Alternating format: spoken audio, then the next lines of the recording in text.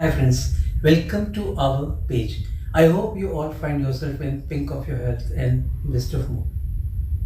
Are you precious? आज का हमारा वीडियो इसी टॉपिक के ऊपर है. Friends, do you think you are precious or you are unique or you are extraordinary or you are having some X factor? क्या हम ऐसा सोचते हैं कि हम बहुत अच्छे हैं, हम लोगों से अलग हैं, या हमारे अंदर कोई स्पेशल क्वालिटी है या एक्स फैक्टर है? No, we never think in that way. हम कभी भी अपने आप को अप्रिशिएट नहीं करते, हम अपने बारे में कभी भी अच्छा नहीं सोचते जब तक कि दूसरा हमें इस चीज़ का एहसास नहीं दिलाता है कि आप इम्पॉर्टेंट हैं. एक बहुत फेमस सेइंग है, you are only criticized by those people who are doing less than you. You will never be criticized by those people who are doing more than you. आपकी आलोचना कभी भी उन लोगों के द्वारा नहीं की जाती है जो आपसे ज़्यादा सक्सेसफुल हैं या सक्षम हैं या आपसे ज़्यादा मेहनत करते हैं या एफर्ट्स करते हैं. आपकी तुलना या आपका क्रिटिसिज्म केवल उन्हीं लोगों के द्वारा किया जाता है जो आपसे निचले स्तर में. क्या आपने कभी मुकेश अंबानी को या आनंद महिंद्रा को या रतन टाटा को या आदित्य बिरला को किसी को क्रिटिसाइज करते सुना है? या कभी आपने इनको मीडिया कवरेज में भी देखा हो? नहीं. दे सिंपली डूइंग देयर जॉब. वो चुपचाप अपना काम करते रहते हैं. लोग उनके बारे में बात करते हैं, वो लोगों के बारे में कभी बात नहीं करते. अब इसका रीज़न क्या है? Why don't we think we are precious? हम ऐसा क्यों सोचते हैं कि हम इम्पॉर्टेंट नहीं हैं? इसका एक सिंपल सा आंसर है, fear of rejection. Fear of rejection. Fear एक साइकोलॉजिकल प्रेशर होता है जो एक्चुअली तो नहीं होता है, पर हमारे दिमाग में सोच होती है. और इसका सबसे बड़ा कारण है कि हम ये सोचते हैं कि लोग क्या कहेंगे.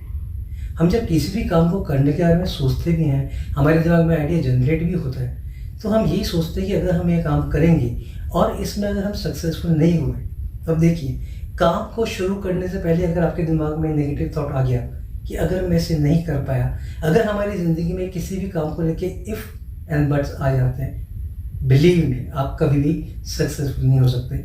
एक छोटी सी स्टोरी मैं आपको इस रेफरेंस में लेता हूँ. एक बहुत बड़ा गार्डन था जिसमें बिल्कुल ग्रीनरी ही ग्रीनरी थी, और उस ग्रीन लॉन में एक सूखा तिनका हवा से बहकर, हवा के झोंके से आकर गिरा. जैसे ही तिनका उस लॉन पर गिरा जो हरा भरा था, उसने उस सूखे तिनकों को देखकर उसका मजाक उड़ाना शुरू कर दिया. यू आर यूजलेस, तुम्हारी कोई वैल्यू नहीं है, तुम्हें कोई अप्रिशिएट नहीं करता. ये सुनकर वो सूखा हुआ तिनका बड़ा दुखी. इतने में एक हवा का झोंका आया और उस सूखे तिनकों को उठाकर उसने नदी में फेंक दी. नदी में एक चींटी गिरी हुई थी जो अपनी जान बचाने के लिए स्ट्रगल कर रही थी. जैसे ही सूखा हुआ तिनका उसके पास आया, उस नदी ने उस तिनके पर चढ़कर अपनी जान बचा ली. जब वो तिनका किनारे पर बहकर आया तो उस चींटी ने उस तिनके को धन्यवाद किया. तब उस तिनके ने उस चींटी से कहा कि नहीं, मुझे आपका धन्यवाद करना चाहिए कि आपने मुझे ये एहसास कराया कि मेरी भी कुछ सिग्निफिकेंस है, मेरी भी कुछ इम्पोर्टेंस है या मेरी भी कुछ वैल्यू है. ये एक छोटी सी स्टोरी है और ये केवल रेफरेंस है आपको ये बताने के लिए कि जब एक सूखे हुए तिनके की इम्पोर्टेंस हो सकती है, वो किसी के लिए महत्वपूर्ण हो सकता है या वो भी किसी की जान बचा सकता है. सो वी आर तो ह्यूमन बीइंग, हम तो ह्यूमन बीइंग है और हम कुछ भी कर सकते हैं. But we have to think in positive way. Rhonda Byrne एक बहुत ही फेमस ऑथर हुई है जिन्होंने सीक्रेट एक बुक लिखी, और उस पूरी बुक में उन्होंने एक ही चीज़ डिफाइन की है, थिंक अबंडेंस.